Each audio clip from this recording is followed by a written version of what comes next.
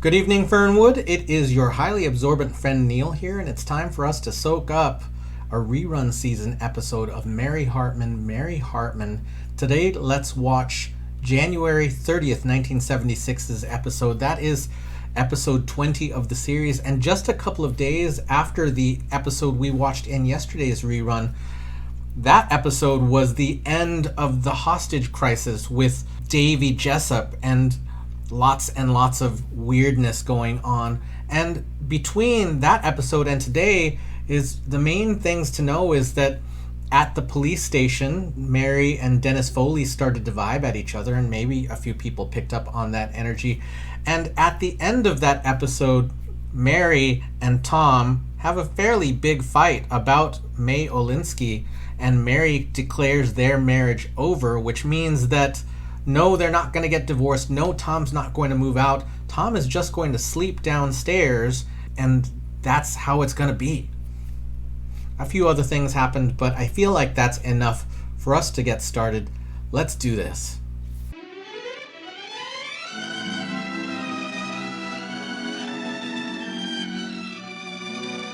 Mary Hartman! Mary Hartman!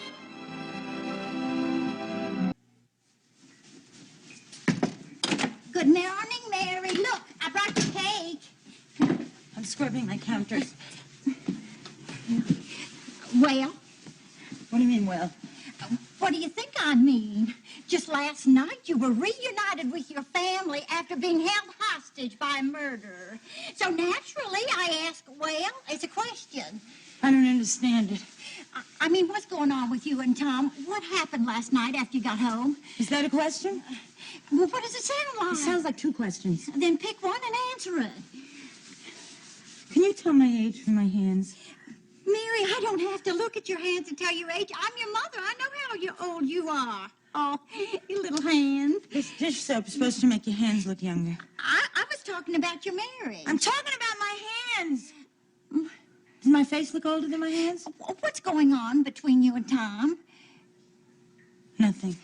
Why don't you want to talk about it? We are talking about it. Well, you were talking about your hands. I'm talking about the dish soap. I'm sorry, Mary. I don't know what you mean, but... Oh, your hands are very young. Yes, they are very, very young. Now tell me, there is something going on between you and Tom. You hardly even speak to each other when you're together. Sometimes you don't even look at each other. Now that means something is going wrong, doesn't it? How young? What? How young do my hands look? It must be biorhythms. I'm talking about my hands! If I can't talk about my hands to my own mother, how am I going to talk about my hands to? It must be biorhythms that's wrong with my family. What is that biorhythms, a disease? Haven't you seen that machine in the thrifty drugstore? You know, the biorhythms machine? You turn the dial to your birthday, and a card comes out like that, you see, and tells you what to expect for the next cycle. I don't understand how everybody in my family can have such bad cycles. They all have different birthdays on different dates. How can that be? Well, I don't know. I mean, I don't do biorhythms. Nothing is going right in this family. And Grandpa, he's running around with that young Roberta and Franny Cruikshank. Now, he's too old to be running around with two women. He's too old to run around with one woman. He shouldn't be running around at all. He's liable to get a heart attack. Grandpa's too old to have a heart attack. I'm talking about my heart. And what about Kathy? She's too young, Mom. For what? To have a heart attack. No, she'll give me a heart attack. Oh, falling in love with that young, deaf-mute boy. Now, what kind of a marriage can she have? At least they won't argue. Like you and Tom are arguing? We don't argue. Well, I know you don't even speak. What's wrong, Mary? Why don't you tell me what is wrong? Ma, there's nothing wrong. sweetheart, don't eat chocolate before breakfast. It'll spoil your appetite. She hasn't had breakfast yet? No, she was up very, very late last night, and because it was a special event, I told her she could sleep in and then not go to school today. Chocolate has vitamins. Astronauts ate it. No, it's very bad for your complexion. The astronauts haven't got pimples. Yes, they do. It's just that they don't show it on television. Now sit there and finish your breakfast, okay? I want to go outside. After your breakfast. How come Daddy stayed downstairs last night and slept on the couch? Go outside.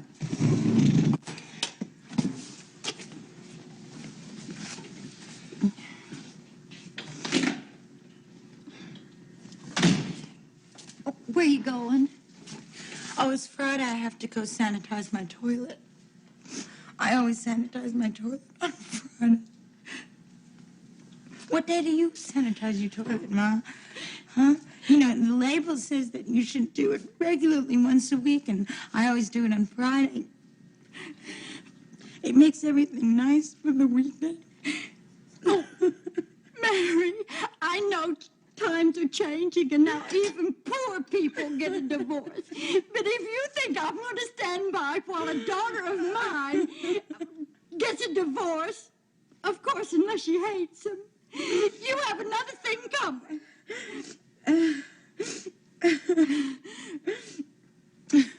But you like him, don't you, Ma? Yes, I like him. You know, your mother's no fool. You want my advice? No. Well, my advice to you is that you should make up with Tom. You know, he's not the world's most perfect person in the world, but he is. He's a nice fella, and you can't deny that he's a man, and you can't deny that he is the father of your child. Now, you can't deny that, can you? No, thank goodness. And he's steady, and he's kind, and I've always liked him. And you could do a lot worse, you know. You know, I don't know what this argument is between you and Tom, but I do know this. Even if you are miserable living with him, it's the only way you're going to be happy.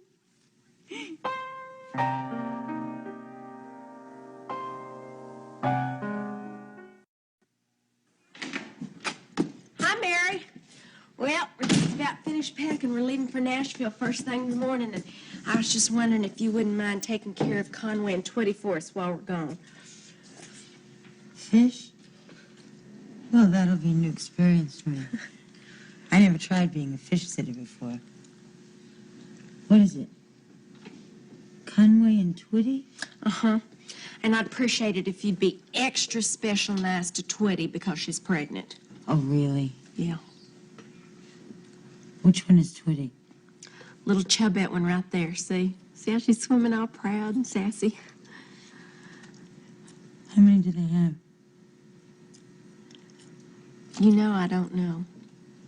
But don't worry about it. I'm sure that there'll be enough room for all of them in here. Oh, Loretta, I'm gonna miss you. I'm gonna miss you too, Mary.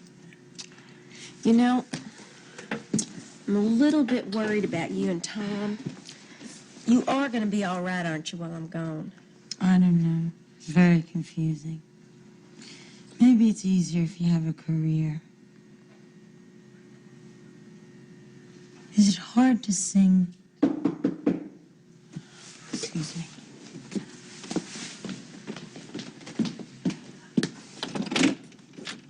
Yes? Hello. Oh, hi. I didn't recognize you with your clothes on. I beg your pardon. I'm sorry, I mean your regular clothes. You without your policeman's uniform. It's me, Sergeant Foley. You want to come all the way in?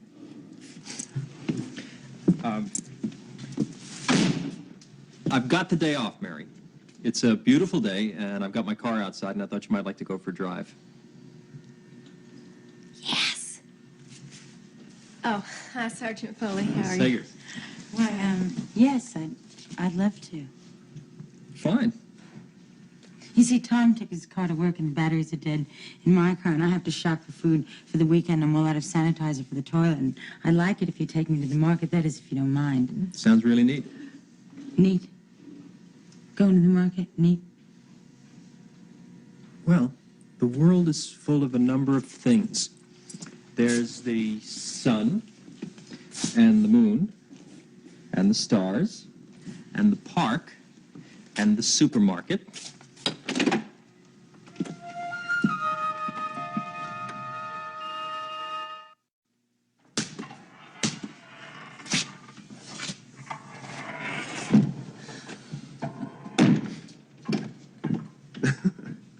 Hi, Coach. Hello, 35. You remembered my number. Still got the good hands? Huh? Yeah? Come on. Set a pick, give it to me, and go. There you go. Oh, let me have one more. Come on, try it. There you go.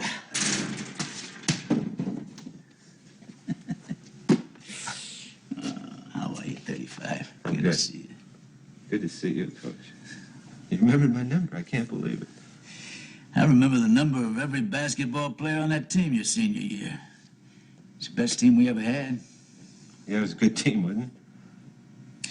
Haven't had a winning year since then. Well, but that was a good team. Yeah. We won 18 games that year. Yeah, we won 18, lost 17. Hey, Coach, I guess those were the best days of my life. You know? Well, there's no substitute for success, 35. I always impress that on my boys. That's the American way of life. That's why this country's never lost a war. Well, there's some people who think we lost a war in Vietnam. Oh, some commie pinko? We lost the war in Vietnam. Why is it we never hear anything about them little gooks and us you hear about all the time? That's right. I guess I never really thought it out like you did. I guess I never really did. Yeah, well, I read a lot, you know. Anyway, what are you doing around here, 35? Me? I don't know. I just thought I'd come back, you know, and look at the old locker room and the old gym. And, you know, that's my locker right here. This is it right here. You know? Well, I know. You remember that? Yeah, sure, I remember that. You know, there's something bothering you, 35. I know my boys. And remember what I used to tell you. The coach said that the door is always open anytime you want to use it. I'll give you an ear. Yeah. I always built good relationships with my boys. Yeah. Remember how I used to always tell you that it was wrong for you and all the boys to have sex, especially during basketball season? Yeah.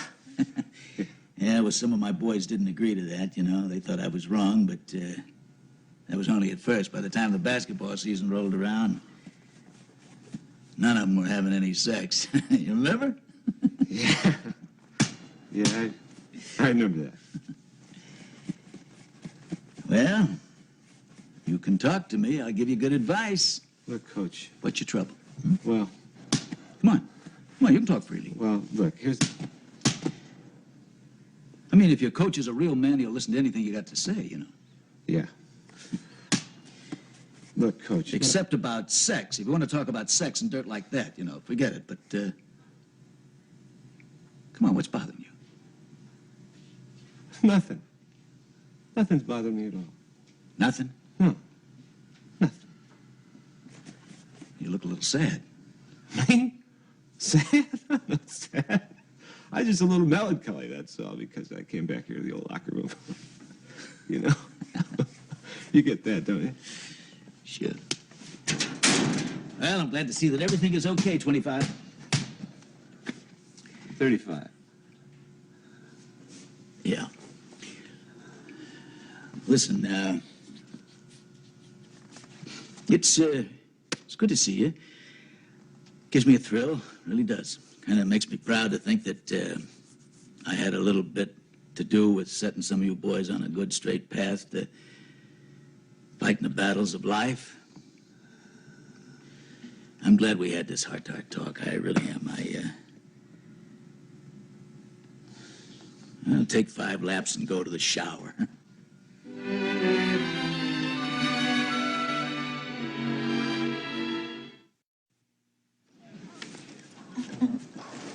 Excuse me, is anyone sitting here? No, go right ahead.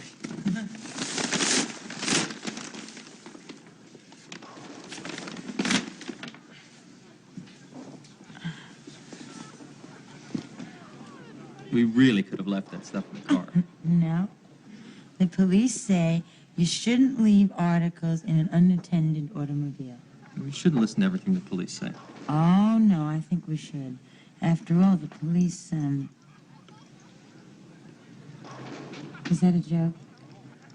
I mean, you being a policeman and all. That was a joke, right? You have a wonderful smile. You really think so? I really think so.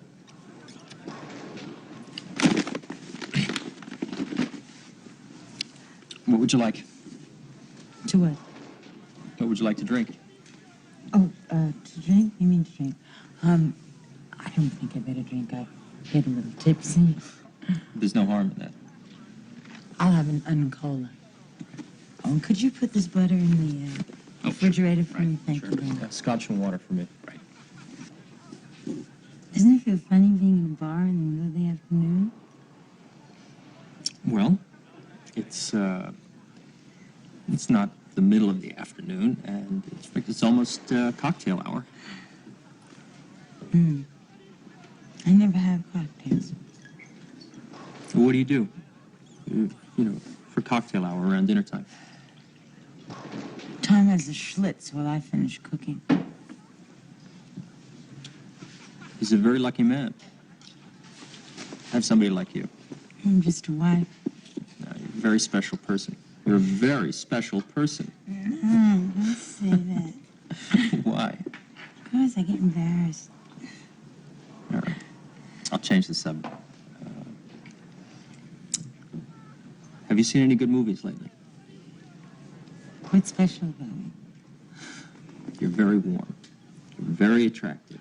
You're very sensitive. You're very simpatica. I'm embarrassed again. All right.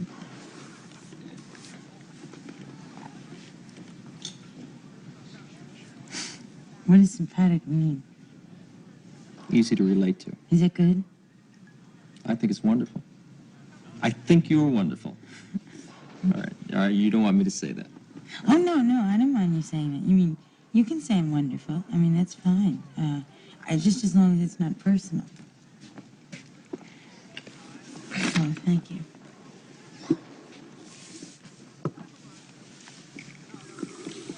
Thank you.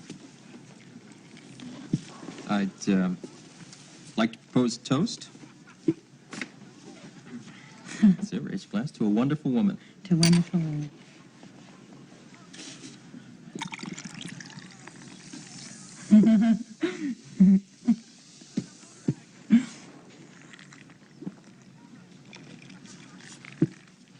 I really appreciate you taking me shopping. Oh, I really enjoyed it.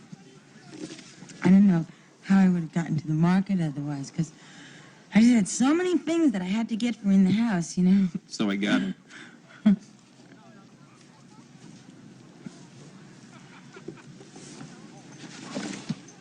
Did you ever use this stuff? It's wonderful for sanitizing toilets. No, never tried it. But I don't do housework. I have an apartment with maid service.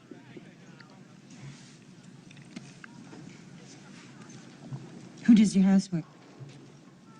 I have maid service. Oh, that's right. I forgot.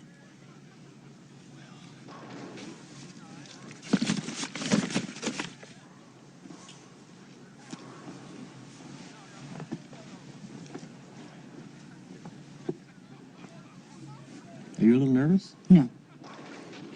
What, do I seem a little nervous? No, I'm not nervous.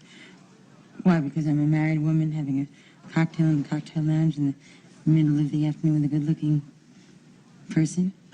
No, I'm not nervous about that.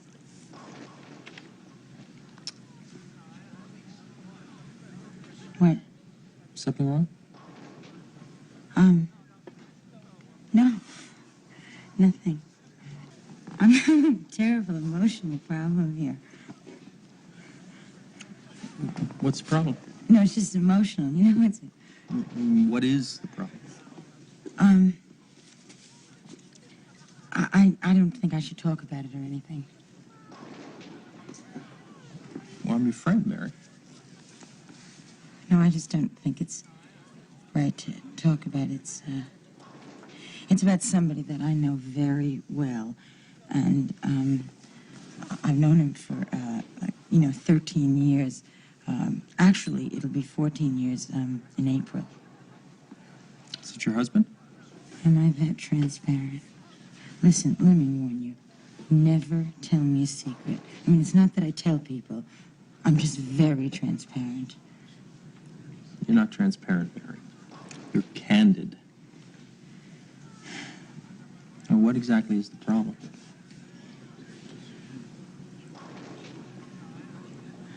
I don't feel that I can tell you. I just don't feel that I should be talking about my marital problem in a bar, you know. Although, it's funny because the last time I was here, I talked about it, but it was different. It was different. How? Well, you see, Tom was here, and so, you know, it wasn't, we talked about it together, and it was not like talking about someone behind their back.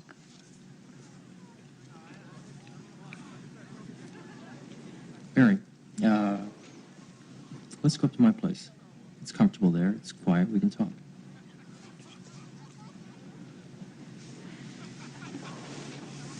I don't know.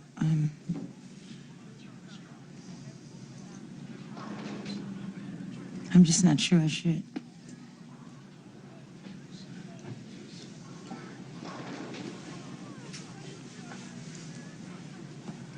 You see, I have butter, you know, back there, and it'll melt. Waiter? We can put it in my refrigerator. Oh, well, I guess it'll be all right then. The check and the butter? Right.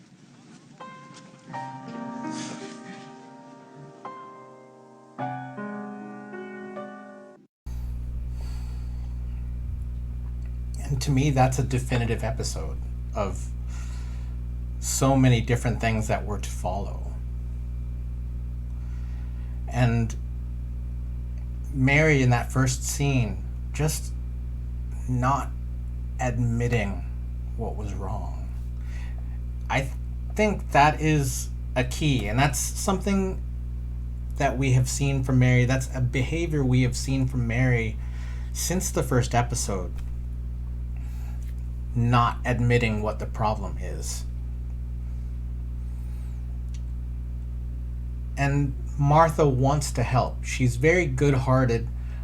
You know, if you have watched this show a bit, you'll know that Martha, though she is very good-hearted, isn't really usually good at giving advice, or often she will heighten the problems more than resolve them.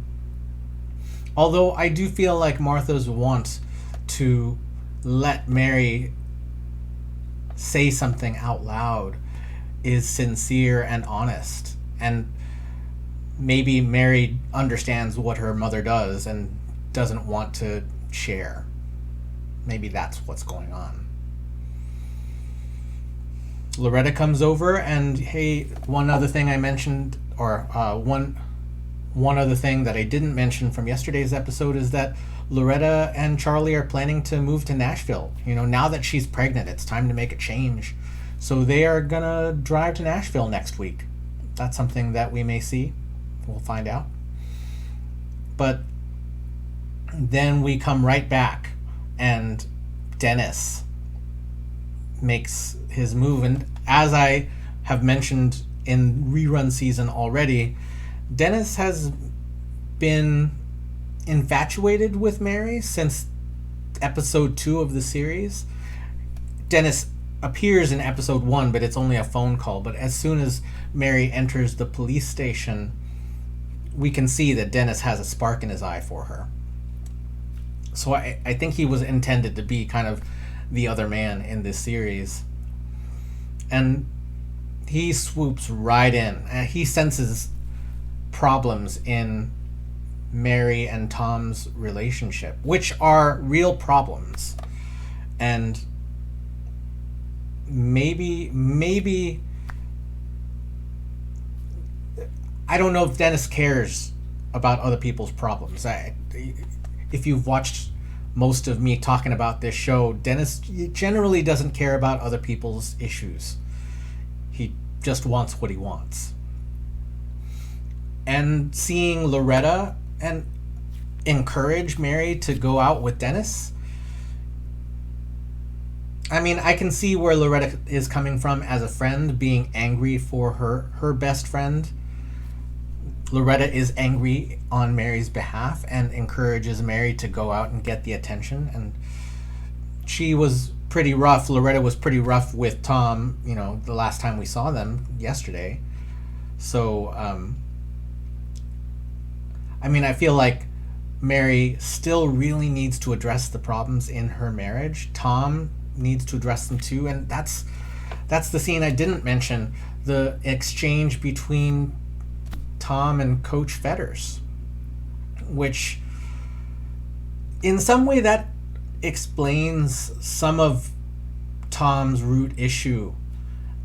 Maybe. I mean, we can say that Coach Fetters, in his appearances on the show, is really typically kind of sexually Puritan. He really, as this episode evidences, his typical response to anything sexual is to shut it down. And he's married to the town busybody who protests, lots of potentially useless protests. I'm not against protest in general.